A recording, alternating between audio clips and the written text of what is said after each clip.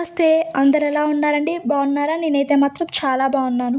ఈరోజు నేను బీరకాయ, పచ్చిశనగపప్పు కూర చేస్తున్నా. నేనైతే ఈ బీరకాయ, సొరకాయ, పొట్లకాయ ఇవేమీ తినను.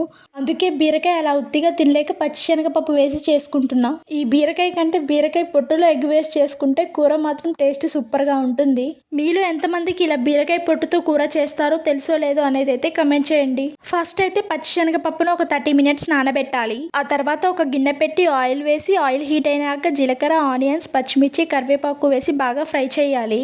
ఆనియన్స్ వేగిన తర్వాత కొద్దిగా పసుపు, కొంచెం అల్లం వెల్లుల్లి పేస్ట్ వేసి పచ్చివాసన పోయేదాకా ఫ్రై చేయాలి. ఇప్పుడైతే అందులోకి నానబెట్టిన పచ్చిశనగపప్పు ఆ వాటర్ తోటి సహా వేసేసి కొంచెం సాల్ట్ కూడా వేసి వాటర్ ఇంకేంత వరకు మూత పెట్టి ఉడకనివ్వాలి. పప్పు బాగా ఉడికిపోయిన తర్వాత బీరకాయ ముక్కలు వేసి బాగా కలపాలి. బీరకాయ ముక్కలు త్వరగానే ఉడికిపోతాయి. ఇప్పుడు అందులోకి 2 స్పూన్స్ కారం, 2 స్పూన్స్ ఉప్పు, కొద్దిగా ధనియాల పొడి వేసి బాగా కలపాలి. ఇక స్టవ్ ఆఫ్ చేస్తున్నాం అన్నప్పుడు లాస్ట్లో పాలు పోసి కలుపుకుంటే కూర అయితే రెడీ అయిపోతుంది. అంతే ఈ వీడియో. Bye bye.